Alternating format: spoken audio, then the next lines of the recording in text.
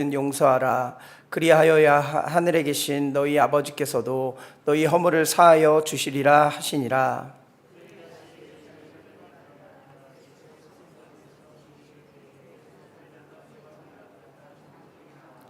이르되 무슨 권위로 이런 일을 하느냐? 누가 이런 일 할 권위를 주었느냐?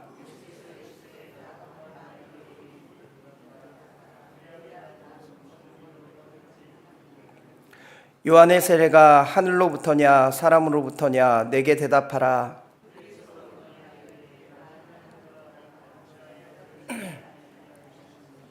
그러면 사람으로부터라 할까 하였으나 모든 사람이 요한을 참 선지자로 여김으로 그들이 백성을 두려워하는지라.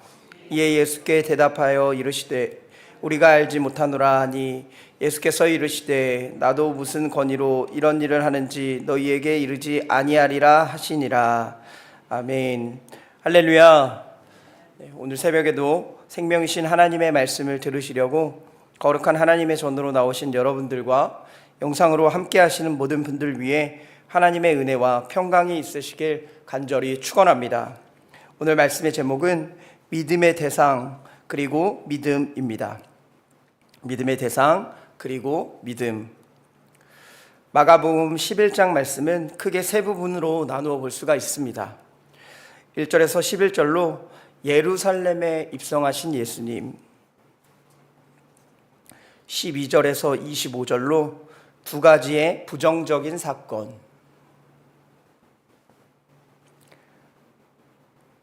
26절에서 마지막까지 예수님의 권위에 대한 시비로 기록이 되어 있습니다. 오늘 본문 11장 말씀을 살펴보면 예수님께서 감람산에서 제자 둘을 보내어서 아무도 타보지 않았던 나귀 새끼를 끌고 오게 하셨습니다. 제자들은 예수님의 말씀대로 주님이 쓰신다고 말하고 나귀 새끼를 끌고 왔습니다. 그 위에 겉옷을 얹고 예수님을 태우자 많은 사람들은 나뭇가지를 펴며 호산나라고 찬송을 하였습니다. 예수님께서는 그 이후 예루살렘에 올라가셔서 성전을 둘러보시고 베다니로 가셨다가 이튿날 다시 나오셨다라고 성경은 기록을 합니다. 매우 시장하셨던 예수님은 무화과 나무에 잎사귀만 있자 영원히 열매가 없겠다고 저주를 하는 모습 또한 보여주셨습니다. 다시 예루살렘에 들어가 성전에서 매매하는 자들을 내쫓으시며 만민이 기도하는 집을 강도의 소굴로 만들었다고 역정을 내는 모습을 보이셨습니다. 무화과 나무가 마른 것을 보고 언급한 베드로에게 예수님은 의심 없이 말하면 그대로 된다 하셨고, 기도할 때 남을 용서해야 하나님도 우리의 허물을 사하신다 라고 말씀하고 있는 것이 오늘 본문 내용의 간략한 내용입니다. 그렇다면 오늘 본문을 통해 믿음의 대상 그리고 믿음이 어떤 것인지에 대한 영적인 교훈을 얻고 기도의 제목을 삼고자 합니다. 첫째로, 우리의 믿음의 대상은 오직 예수님이십니다. 우리는 세상을 살아가면서 많은 것을 믿고 의지하며 살아가려고 합니다. 그런 우리에게 가장 좋은 믿음의 대상은 무엇이겠습니까? 우리는 우리의 삶 가운데 가장 좋은 길로 인도하시며 가장 좋은 것으로 채워주시는 그분을 믿으며 나아가야 될 것입니다. 예수님은 오늘 본문에 제자들과 함께 감람산 벳바게와 베다니 가까이에 도착하셨다라고 되어 있습니다. 그리고 제자들을 맞은편 마을로 보내 아무도 타보지 않았었던 나귀 새끼를 준비하도록 하셨습니다. 예수님께서 왜 나귀의 새끼를 준비하라고 하셨겠습니까? 이는 하나님의 구약 성경에서 말씀하신 약속을 성취하기 위함이었습니다. 스가랴 9장 9절의 말씀입니다. 시온에 따라 크게 기뻐할지어다. 예루살렘에 따라 즐거이 부를지어다.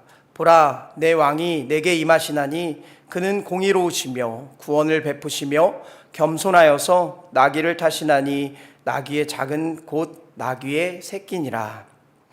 예수님이 하나님이 약속하신 왕이심을 나타내고 있는 말씀입니다. 예수님은 하나님 나라의 왕이셨다는 겁니다. 사탄의 통치 아래에 있는 이 세대 가운데 하나님의 복된 통치를 정확하게 나타내 보여주셨다라고 성경을 해석할 수가 있습니다. 그래서 말씀을 성취하신 분이 바로 예수님이셨다. 하나님 나라의 왕으로서 이 말씀을 성취하셨다라는 것을 우리는 깨달을 수가 있어야 됩니다. 그런데 이 예수님께서는 세상의 왕처럼 이 나라, 이 땅을 정복하고 다스리는 왕으로 오지는 않으셨던 것 같습니다. 그분은 나귀의 새끼를 타고 오셨습니다.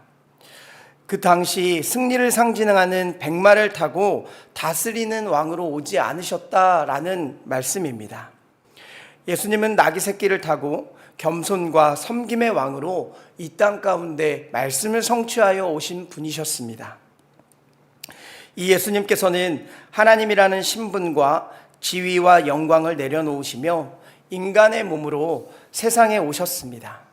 그리고 죄인을 구원하시기 위해 십자가에서 죽임까지 당하시기까지 순종을 하셨던 분이 바로 예수님이셨습니다. 빌립보서 2장 6절에서 8절 말씀입니다. 그는 근본 하나님의 본체시나 하나님과 동등됨을 취할 것을 여기지 아니하시고 오히려 자기를 비워 종의 형체를 가지사 사람들과 같이 되셨고 사람의 모양으로 나타나사 자기를 낮추시고 죽기까지 복종하셨으니 곧 십자가에서 죽으심이라. 이것이 하나님 나라의 원리입니다. 믿음의 대상인 예수님의 모습이셨다는 겁니다. 예수님을 왕으로 모신 우리들은 겸손과 사랑의 원리를 따라 나보다 남을 낮게 여기고 다른 사람을 위해서 사랑으로 종노릇하며 살아가야 될 것입니다. 사랑하는 여러분, 예수님께서는 죄의 형벌 가운데 있었던 우리를 구원하여 주신 분입니다. 십자가의 공로로 우리의 죄 문제를 해결하시고 우리를 의롭다 해주심으로 하나님 나라에 들어가도록 만들어 주셨습니다. 그래서 우리는 그분을 믿고 살아가는 크리스찬이다라고 말을 합니다. 그렇기에 우리는 더 이상 죄와 사탄의 종노릇하지 않고 하나님의 통치 가운데 은혜와 평강을 누리며 살아갈 수가 있게 되었습니다. 그렇기 때문에 우리는 믿음의 대상인 예수님께 호산나라고 찬양을 외칠 수 있는 자들이 되어야 될 것입니다. 하나님의 영광을 드러내며 살아가실 수 있는 모든 광림의 권속들이 되시길 간절히 축원합니다. 두 번째는 가짜 믿음은 경계해야 합니다. 가짜 믿음은 경계해야 합니다. 세상에는 가짜가 있고 진짜가 있습니다. 그렇듯 믿음에도 진짜가 있고 가짜가 있습니다. 그리스도인도 가짜가 있고 진짜가 있습니다. 예수님은 베다니에서 나오시며 멀리서 잎사귀 있는 무화과 나무를 보시게 되었습니다. 그리고 나무에 열매가 있을까 보았지만 그 나무 가운데는 열매가 맺어지지 않았었습니다. 이에 예수님은 무화과 나무를 저주하는 모습을 나타내셨습니다. 14절 말씀입니다. 예수께서 나무에게 말씀하여 이르시되 이제부터 영원토록 사람이 내게서 열매를 따먹지 못하리라 하시니 제자들이 이를 듣더라. 어떻게 보면 굉장히 당황스러운 사건일지도 모르겠습니다. 시장하셨던 예수님이 자신의 시장함을 이기지 못하고 무화과 나무에 열매가 없어 그 나무를 저주한 것처럼 보이기도 합니다.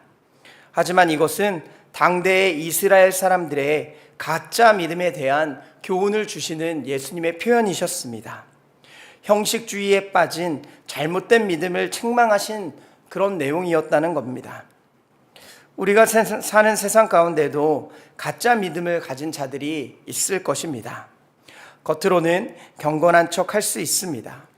예배드리고 기도하고 봉사하고 헌신하는 모양은 흉내를 낼 수가 있다는 겁니다.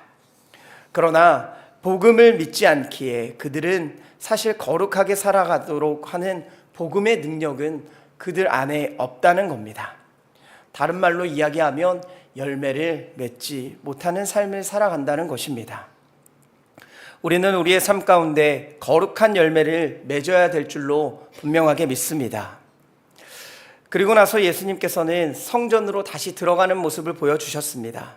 성전에 들어가니 매매하는 자들이 있었습니다. 예수님은 그것을 보고 모든 것을 둘러엎게 되어버리셨습니다. 성전을 청결하게 만들어셨다는 것인데 만민이 기도하는 집을 강도의 소굴로 만들었다고 예수님은 그들 상인들을 모두 다 책망하셨습니다. 그 시절 종교 지도자들은 하나님께 구하지 않던 사람들이었던 것 같습니다. 그들은 경건의 모양은 있지만 거룩하게 살지 않고 영적 무지함에 빠져 있었던 사람이었다는 겁니다. 그랬으니 성전에서 장사를 하고 있지 않았겠습니까? 그 당시 예루살렘으로는 많은 사람들이 예배를 드리러 올라왔었습니다. 절기마다 많은 사람들이 모여들었습니다. 그런데 멀리 사는 사람들은 재물을 가져오기 힘든 사람들이 있었다는 겁니다. 그 사람들을 위한다고 당시의 종교 지도자들은 그곳에서 재물을 비싼 가격에 팔기 시작했다는 겁니다. 이것이 바로 문제가 되어서 예수님은 경건하게 예배를 드리려고 올라온 백성들을 상대로 장사를 하고 있었던 사람들의 문제를 콕 집어서 나타내 보여주셨다는 겁니다.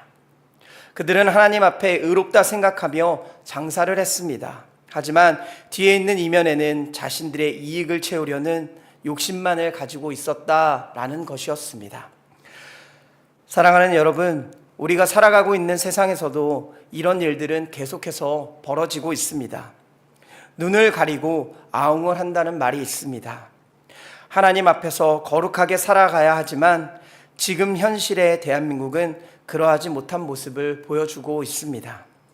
자신의 이익과 탐심만을 위하여 법과 질서를 무너뜨리며 자기 옳은 대로 판단하고 살아가는 모습을 보이고 있다는 겁니다. 예수님은 그런 것들이 가짜 믿음이라고 말씀을 하십니다. 우리 또한 신앙생활을 하며 이런 가짜 믿음을 경계하며 살아가야 될 것입니다. 하나님은 전지전능하신 분이시기에 우리의 모든 것을 알고 계시기 때문입니다. 그렇기 때문에 온 마음으로 믿음으로 살아갈 수 있는 사랑하는 광림의 건속들이 되시길 간절히 축원합니다. 마지막 세 번째는 믿는 자에게는 선물이 주어집니다. 예수님은 우리에게 믿음으로 구하고 찾고 두드리라고 말씀하십니다. 그렇다면 우리가 믿어야 할 대상은 누구며 그분께 간절히 구해야 할 것이 우리는 무엇이겠습니까? 예수님은 하나님을 믿고 그분께 기도하며 의심하지 않으면 불가능한 일이 없다라고 말씀을 하십니다. 시종일관 예수님은 믿는 자에게 능치 못함이 없다라고 말씀을 하십니다. 치유함, 구원함 또는 믿는 자에게 나타나는 것을 계속 보여주신다는 겁니다. 성전을 청결하게 하신 예수님은 날이 저물어 밖으로 나오셨고 아침에 다시 일어나서 움직이기 시작하셨습니다. 베드로는 무화과 나무 뿌리가 마른 것을 보고 생각이 나서 예수님께 여쭤보았습니다. 저주하신 무화과 나무의 뿌리가 말라 있습니다 라고 말하였습니다. 그러자 예수님은 22절에 이렇게 말씀하십니다. 하나님을 믿으라. 하나님을 믿으라는 것입니다. 우리는 놀라운 하나님의 능력을 구하는 것이 아니라 믿음을 구하며 살아가야 될 것입니다. 오직 믿음밖에 없다는 겁니다. 오직 믿음으로 구원을 얻게 된다는 말씀입니다. 그래서 우리의 궁극적인 목표는 구원함이 되어야 될 것이며 죄 가운데 빠져 영원한 심판 가운데 살아야 할 우리가 이 땅에 살아갈 목적은 구원이라는 것을 꼭 기억하며 살아가시길 바랍니다. 그런데 구원은 의심하지 않는 믿음이 필요하다고 오늘 본문 23절에서는 말씀을 하고 있습니다. 제가 읽어드리겠습니다. 내가 진실로 너희에게 이르노니 누구든지 이 산더러 들리어 바다에 던져지라 하며 그 말하는 것이 이루어질 줄 믿고 마음에 의심하지 아니하면 그대로 되리라. 그리고 예수님은 기도하고 구하는 것은 모두에게 모든 것을 주신다고 말씀합니다. 이것이 믿음의 시작입니다. 기도로 구하는 것, 이것이 바로 믿음의 시작이라는 겁니다. 사랑하는 여러분, 우리는 하나님께서 우리에게 주신 선물이 있습니다. 그것은 바로 구원함이었습니다. 그러면서 예수님은 우리에게도 이 선물의 능력을 주시겠다고 말씀합니다. 그런데 그 방법이 매우 신기합니다. 믿고 기도하여 구하고 받는 것인데 25절 말씀을 보면 이렇게 기록합니다. 서서 기도할 때에 아무에게나 혐의가 있거든 용서하라. 그리하여야 하늘에 계신 너희 아버지께서도 너희 허물을 사하여 주시니라 하시니라. 하나님의 구원을 받으려면 세상 가운데서 용서하는 삶을 먼저 살라고 말씀하십니다. 하나님의 자녀로서 우리가 받은 선물은 바로 이것입니다. 용서하며 살아가는 사랑의 긍휼한 마음입니다. 구하기 전 먼저 용서하고 사랑하여 믿음으로 승리하실 수 있는 모든 주님의 자녀들이 되시길 바라며, 오늘 하루도 믿음 가운데 승리하실 수 있는 사랑하는 주님의 자녀들이 되시길 간절히 축원합니다. 기도하겠습니다. 사랑과 은혜가 풍성하신 하나님, 오늘도 하나님의 거룩한 제단으로 올라와 하나님의 말씀을 듣게 하시며 또한 말씀을 통해 영적인 깨달음의 주심에 감사를 드립니다. 오늘 주신 말씀으로 하나님이 우리에게 믿음을 더하여 주시며 또한 우리의 믿음의 대상은 오직 예수 그리스도임을 믿으며 나아갈 수 있는 주님의 자녀들이 될 수 있도록 인도하여 주시옵소서. 우리의 삶 가운데 믿음으로 인하여 구원함을 받아 살아갈 수 있도록 역사하여 주시며, 오늘 하루도 믿음으로 승리하는 모든 광림의 권속들이 될 수 있도록 축복하여 주시옵소서. 오늘 주님께서 베풀어 주신 은혜와 사랑을 기억하며 마음과 정성을 다해 예물을 드린 손길들이 있습니다. 간절한 마음에 소원을 담아드린 감사원금 11조 1,000번제로 주님 앞에 예물을 올려드리오니 우리의 기도에 응답하여 주시옵고 하늘의 신령한 복과 땅의 기름진 복으로 충만하게 채워 주시옵소서. 또한 몸과 마음과 영혼의 아픈 환우들이 있습니다. 성령께서 아픈 부위에 친히 안수하여 주시고 치유의 능력이 나타나 깨끗하게 회복시켜 주시옵소서. 그렇게 하실 줄 믿고 감사드리며 사랑이 많으신 예수 그리스도의 이름으로 기도드리옵나이다. 아멘.